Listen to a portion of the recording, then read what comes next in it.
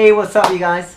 It is Quist here, and I'm talking to you from my hotel room in Oslo, Norway. Our tour is currently right here, and I thought that I would do the very first question time for you guys. So first question is from Soulstream, and Soulstream asks, why do you never sing or use vocals in your tracks? A lot of them are very soulful, and I think vocals would only complement them.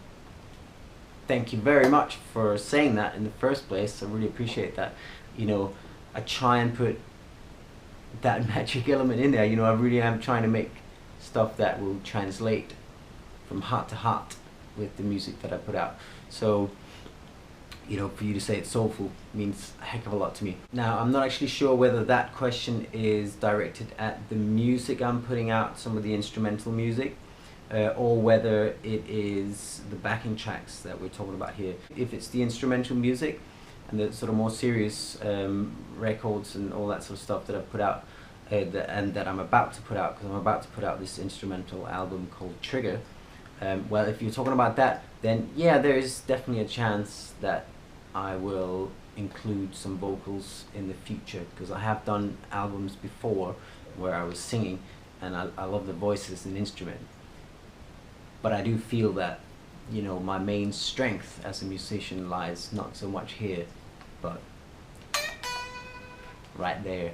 So this is why I'm putting out my first instrumental album, because I just wanted to speak with the guitar, nothing else. So that is a potential answer for you. Now, if you mean the jam tracks, that's a very interesting thought actually. I could definitely put some vocals in the back of backing tracks in the future. I think that's a really fun idea actually. I think I will try that, so thank you for that.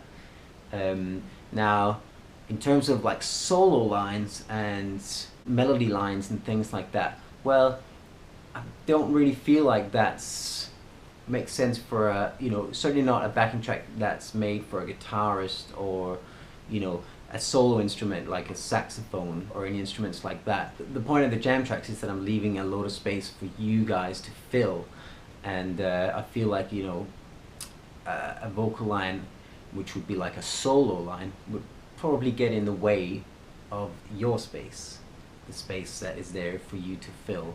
So I really wouldn't want to put like melody lines on top of the jam tracks, but putting some chords, you know, like by way of vocal harmonies, is a great idea. And you know what, I'm gonna take that, because I think that's a great idea, and it could sort of, you know, add more of a human element to the music, and thus probably could be even more enjoyable to play on. So thank you very much for your question and for the ideas that your question just sparked. So nice one, thank you. Okay, let's do the next one. Hell O asks, how did you get so good at guitar?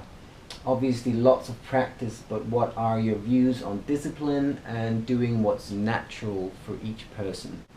Okay, so basically I would agree with you. Lots of practice, yeah, that's kind of a given. I did practice an awful lot when I was growing up. There was a period of quite a few years in my teens where I had a little sort of stopwatch, the kind that you put on your bicycle, you know, so you can see how far you went and how long it took. And I always took that stopwatch off of my bicycle and had it in my room. And I basically for many years didn't stop practicing until I'd practiced for 6 hours at least every day, and many days it would be like 8 hours really. So I practiced like a humongous amount of time for a few years growing up, and I'm sure that that made quite a difference. Now, you mentioned discipline and you mentioned doing what's natural. Now, I'm definitely a believer in doing what's natural for you, and, you know, going towards, you know, as a whole in life, going towards the things that are natural for you, because it's when you do that that amazing things happen, because you're doing it naturally. So that's definitely a thing. Having said that, yeah, you have to be kind of disciplined as well when it comes to, you know, getting to a high level of proficiency on an instrument, because you know, you might have some weak points that are getting in the way of you really fully expressing what you've got inside you on your instrument. If you're able to identify the things that are holding you back, let me mention some really common ones. You know, timing. You know, if you haven't really worked on your timing, you know, it doesn't really matter how many scales and how many solos and things that you learn, because if it all comes out with a not very good time, it's probably never going to be very enjoyable for anybody else, and probably not for you either. So that's a really big one. Another one that I remember from my days of being a guitar teacher, is just being able to focus and basically be more disciplined. If you sit down for 6 hours and you're just going, oh yeah, I'm doing this lick, yeah, okay, and then, oh yeah, how's that song go again? You know, if you're just flicking from one thing to the other for 6 hours or whatever, well, that's all very good, but it may be more productive if, you know, you sort of say, oh, I'd really like to properly nail that one solo today, or I'd really like to feel confident playing C Lydian mode, or whatever, you know, like some tangible thing that you say, oh, it would be great if by the end of today I felt just a little bit closer to mastering this one thing, and then you could sort of work towards that. So I think it's super important to have that kind of discipline where you set some goals for yourself and you work like straight towards them. So that one, yeah, that is definitely a good thing, you know. On the other hand, you know, don't kill yourself with like discipline in terms of, you know, don't kill the joy of playing with all discipline, you know. Don't just like write out a, you know, a schedule of you sitting there playing scales with a metronome for hours and hours and then, you know, not having any fun. You know, you gotta embrace the fun of music as well. I mean, that's kind of actually a large part of why I'm doing the whole thing with jam tracks, because I think it's like one of the most awesome ways of practicing and improving your own musicality, because it involves being creative whilst you're, you know, honing in on certain things like a scale, a certain mode, or a certain concept, or a certain technique. You know, you can work on all those things in a musical context with a jam track, and thus make it so much more fun than if you're just sitting there with a metronome. So yeah, obviously don't forget to have fun as well, but discipline, yeah, it's kind of an important one. Okay, I rambled on a little bit there. I still hope that will help you though. So good luck in your efforts, and you know, remember to have fun.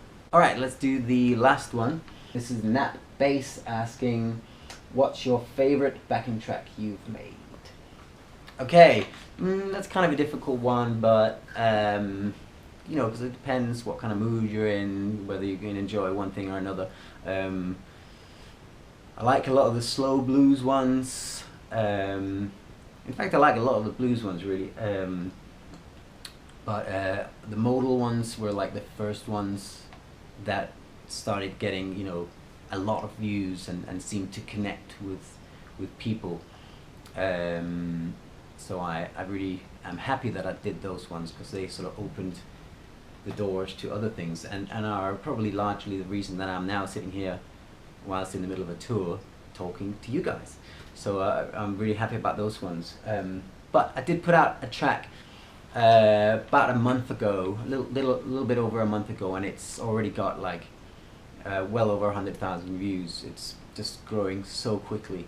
It seems to be really connecting with lots of you out there, the same way that it connected with me, because I just instantly had so much fun playing on this track.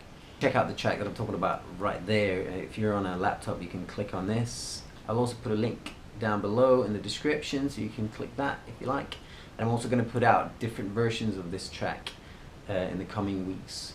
So basically, you know, tracks with the same vibe, but in different keys, because I really like that juxtaposition of the two sections.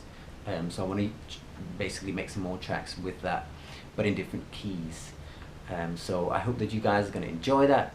And with that, that was the end of the very first question time. I hope that you guys enjoyed it, and if you got questions, you know, put them down below. Remember to use the hashtag Quistiontime so that I know that you would like me to answer it in this forum and in this way. And you know, remember, you can also go to Facebook, Twitter, Instagram. Just use the hashtag Quistiontime. Thank you so much, guys. Really appreciate all the support, and I appreciate what we've got going here. Thank you so much. Lots of love to all of you.